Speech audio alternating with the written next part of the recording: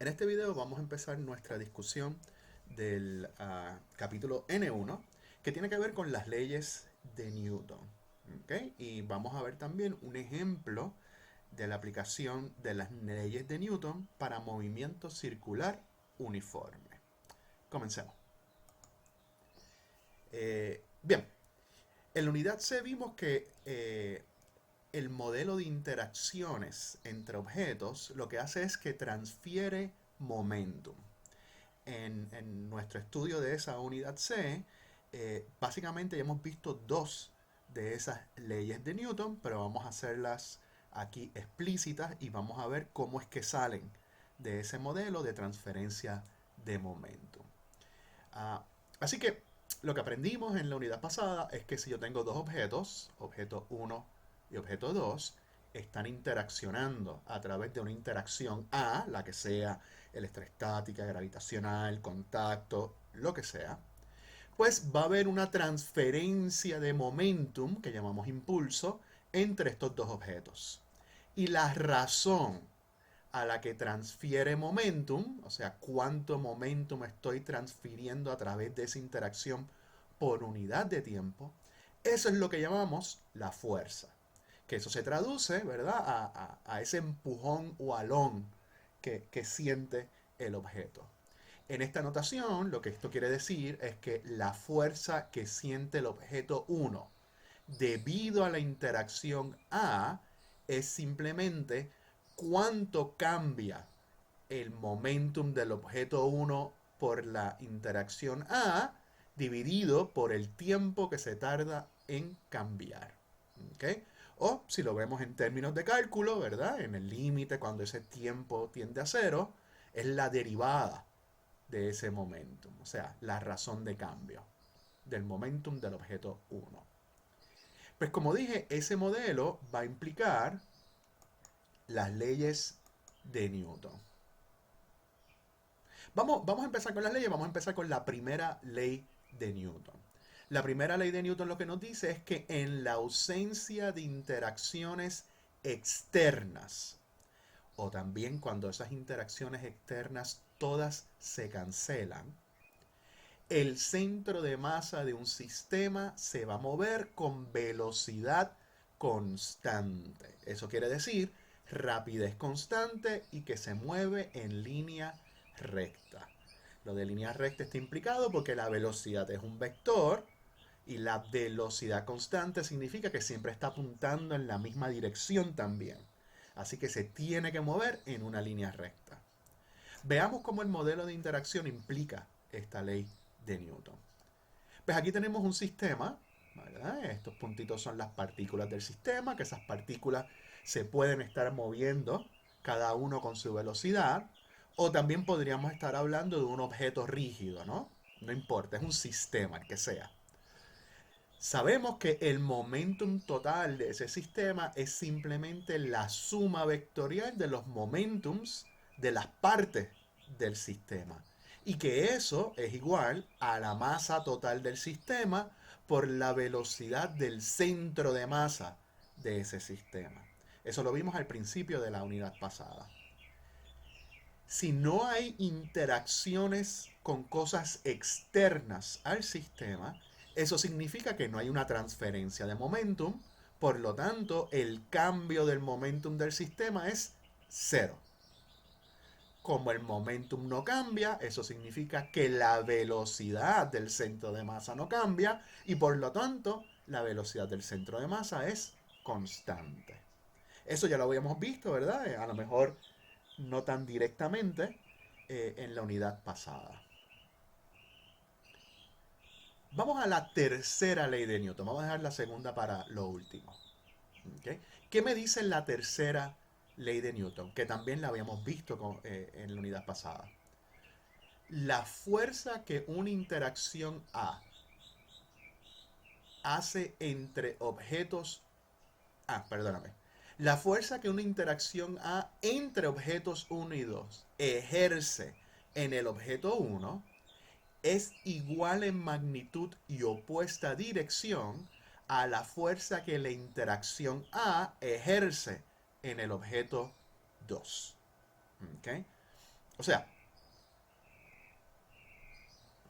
aquí tengo mis dos objetos, objeto 1, objeto 2, están interaccionando a través de la interacción A. Pues como la interacción lo que hace es que transfiere momentum entre los dos objetos, eso significa que el cambio en momentum en el objeto 1 debido a la interacción A tiene que ser igual al negativo del cambio en momentum en el objeto 2 debido a la misma interacción. También habíamos hablado de esto al principio de la unidad pasada. Así que básicamente dividiendo esto por la cantidad de tiempo que están interaccionando y buscamos ese intervalo tiende a cero, pues tengo que la razón de cambio del momentum del cuerpo 1 debido a la interacción A es igual al negativo, aquí está el negativo chiquitito, la razón de cambio del momentum del cuerpo 2 debido a la misma interacción A. Pero esto que está aquí es simplemente la fuerza que siente cada objeto debido a la interacción A. Así que tenemos que la fuerza que siente el objeto 1 debido a la interacción A es el negativo de la fuerza que siente el objeto 2 debido a la interacción A. O sea, esta fuerza apunta en la dirección opuesta a esta otra fuerza, pero tienen la misma magnitud. ¿Okay? Eso es la tercera ley de Newton y lo habíamos visto por encimita también en la unidad pasada. Vamos a la segunda ley de Newton, que eso no lo habíamos visto. ¿Qué me dice la segunda ley? Me dice que la fuerza neta sobre un sistema causa que el centro de masa de ese sistema acelere. ¿Ok? O sea, cuando no hay fuerzas externas actuando sobre el sistema se mueve, pero se mueve con velocidad constante. ¿Verdad? Y una velocidad constante es velocidad cero, o sea que incluye el reposo. Cuando hay una fuerza neta, obviamente distinto de cero, entonces ¿qué es lo que pasa? El sistema, el centro de masa del sistema acelera.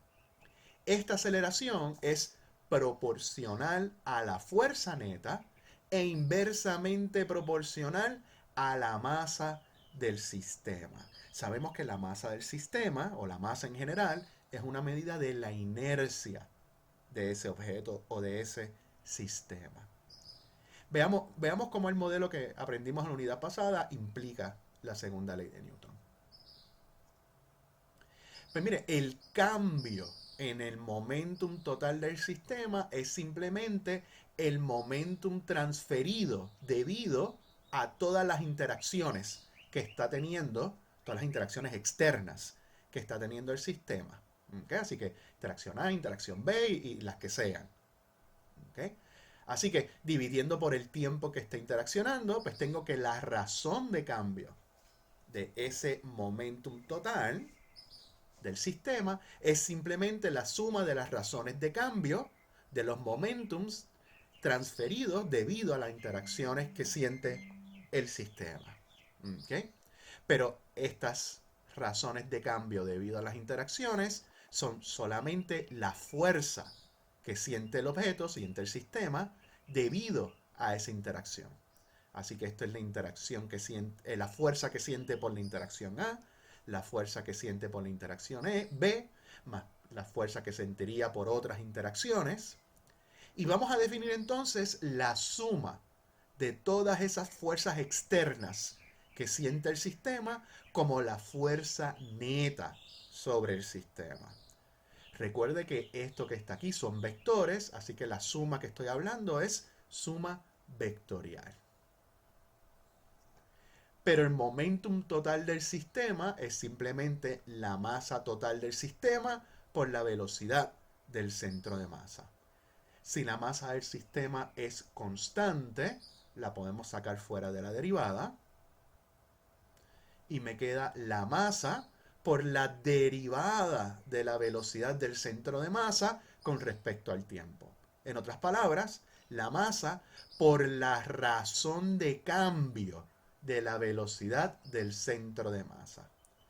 esa razón de cambio de la velocidad, ¿cuántos metros por segundo cambia la velocidad cada segundo? Eso es lo que es la aceleración. Así que la aceleración que tenemos aquí sería la aceleración del centro de masa de mi sistema. Y esto es la segunda ley de Newton. La fuerza neta sobre mi sistema tiene que ser igual a la masa del sistema por la aceleración del centro de masa. ¿Okay? Si pasamos la masa al otro lado, que pasaría dividiendo, pues vemos que la aceleración es directamente proporcional a la fuerza neta, pero inversamente proporcional a la masa del sistema.